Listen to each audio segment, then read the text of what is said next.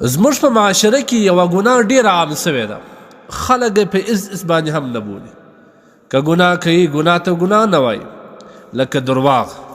که په کاروبار کې هم درواغ وایي، که په ګپه کې هم درواغ وایي، که په معامله کې هم درواغ وایي، که د انسان سره یو قسم تعلقاتو ژوندو راکه ورکه کې لا هم دی درواغ وایي.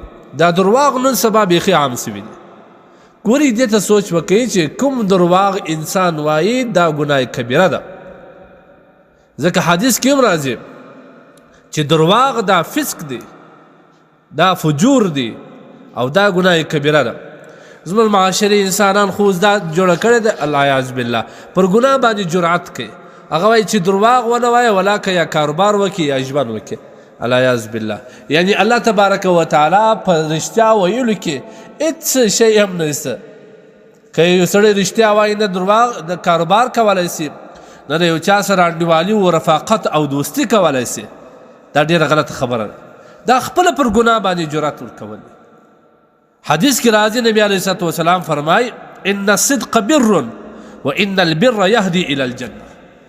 رښتیا ویل همیشه صادق ځان جوړول دا نیکي ده، او بېشکه دا داسې نیکي ده چې سړی جنت لره ډایرک رسي.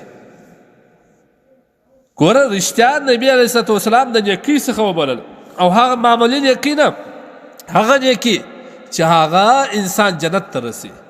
او بل حدیث کې راځي ان الصدق طمانیه، رښتیا ویل اطمینان دی، په زړه کې دې وسواس او شک نه درګرځي، او دا نه درته که اوس وسواس همداسې نه یې راوبې ګرځي. طمانیه اطمینان دی، بس هره خبره دې وکړه مطمئنه یې. درواغ چې کم دی هغه بېچیني ده، بېقراري ده. انسان په ځان کې شکمن یي چې داسې نه یې اوس یې څوک مې رسوا کړي، اوس مې یو څوک دغه نه کړي راونه ګرځي. لهذا درواغ ویل ګناه کبیره ده. په کاروبار کې درواغ ویل دوکه ده، او په دوکه باندې پیسې حرامېږي. دا حرام بیا په خپل اولادو باندې هم خوري.